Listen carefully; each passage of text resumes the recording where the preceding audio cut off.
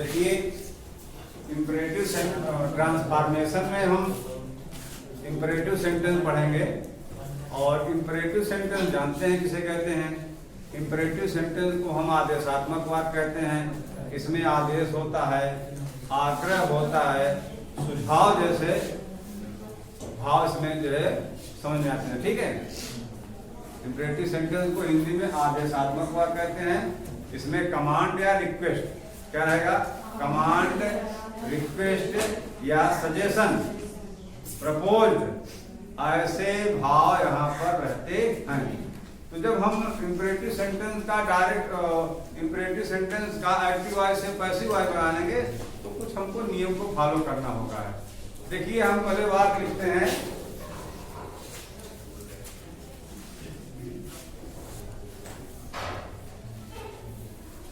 Open the door है।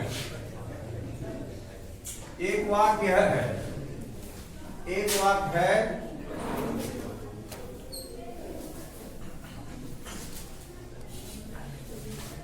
Go to market. आ रहा है नहीं? दो वाक्य यहां पर हैं। एक वाक्य है ओपन द डोर और एक वाक्य है गो टू मार्केट। दोनों वाक्यों को अगर हम ध्यान से देखते हैं, इसमें आपका क्या है, ऑब्जेक्ट है और इस सेंटेंस में आपका ऑब्जेक्ट नहीं है।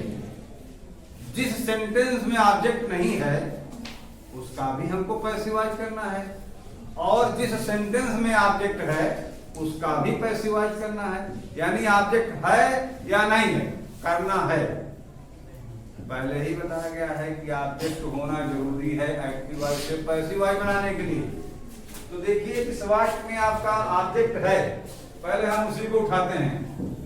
जिस वाक्य में ऑब्जेक्ट है, इंपरेटिव सेंटेंस का सेंटेंस है और उसमें ऑब्जेक्ट है, अगर ऑब्जेक्ट है तो उसका नियम क्या होगा, देखिए। ठीक, इंपरेटिव सेंटेंस के इंपरेटिव सेंटेंस का जब हम एक्टिव वॉइस से पैसिव, इंपरेटिव सेंटेंस का जब हम एक्टिव वॉइस से पैसिव वॉइस बनाएंगे उस सेंटेंस का जिसमें क्या होगा, ऑब्जेक्ट होगा।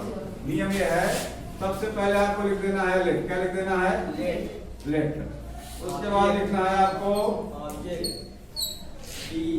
फिर बी लगा देना है आपको।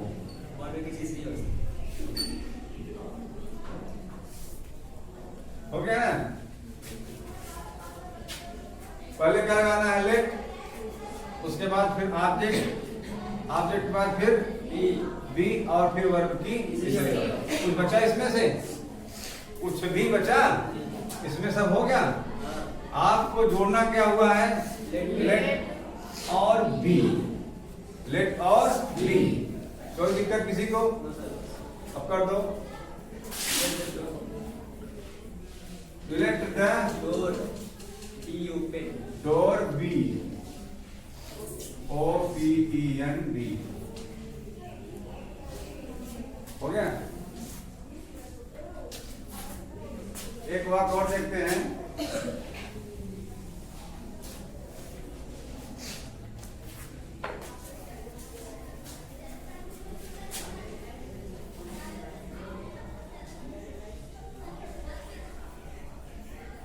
Shut the door.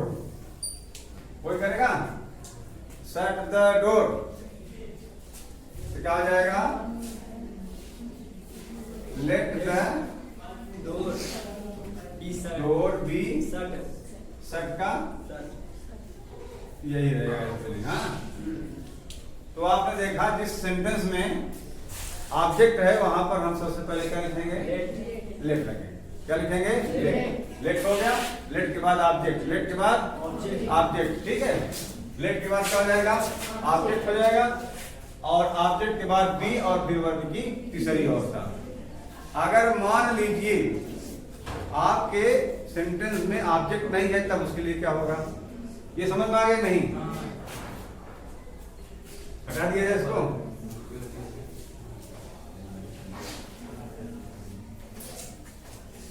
जैसे यहां पर गो टू मार्केट या टेक मेडिसिन, कुछ भी लिख लो।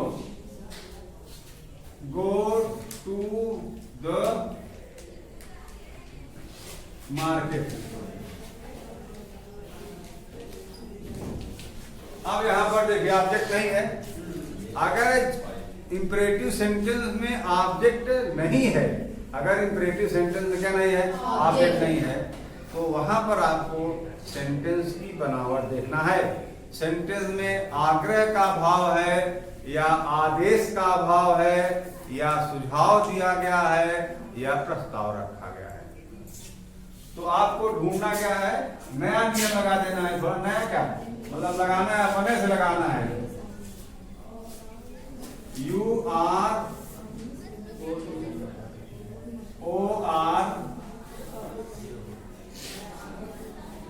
ORDERED। यू आर ऑर्डर्ड आदेश के भाव में, यू आर REQUESTED रिक्वेस्टेड आग्रह के भाव में, URADVISED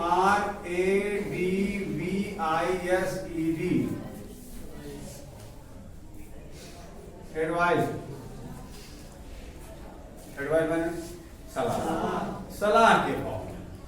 इन सब का हम प्रयोग करेंगे अपने से,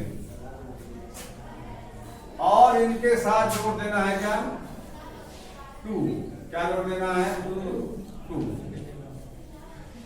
और इसके बाद जो रहेगा उसे उतार देना है।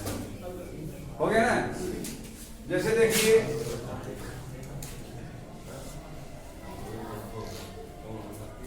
ये वाक्य आपका है गो टू द मार्केट।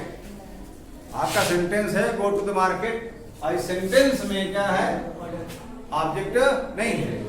अब सेंटेंस का भाव देखिए क्या है, सेंटेंस में क्या, गो टू द मार्केट। इसमें कह रहा है कि बाजार जाओ, ठीक है। आदेश का भाव है तो आपको ये दे देना है, यू आर ऑर्डर्ड। क्या हो जाएगा, यू आर ORDERED ऑर्डर्ड हो गया।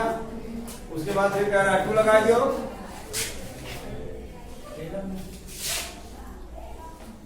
गो टू मार्केट।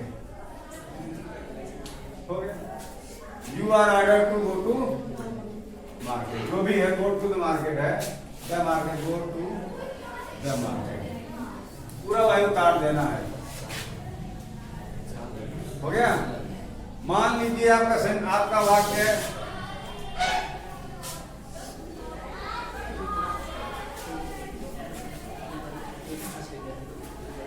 Take medicine. आपके सेंटेंस में है TAKE, टेक MEDICINE। अगर लिखा है टेक मेडिसिन, अब टेक मेडिसिन में किसका भाव है, सलाह का भाव है। तो क्या लिखना है,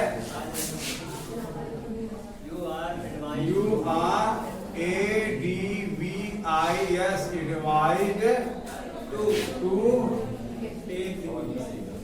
टेक MEDICI। ठीक। अगर जो है जैसा भाव रहेगा, आदेश का भाव रहेगा तो यू आर ऑर्डर्ड, आग्रह का भाव रहेगा तो यू आर रिक्वेस्टेड, अगर मान लीजिए सलाह का भाव रहेगा तो you are advise, you are propose. जैसा रहेगा, नारायण नहीं, किसी कोई दिक्कत। इस तरह आपका डायरेक्ट से एक्टिव वॉइस से पैसिव वॉइस हो गया। ये इंपरेटिव सेंटेंस लिखो पहले।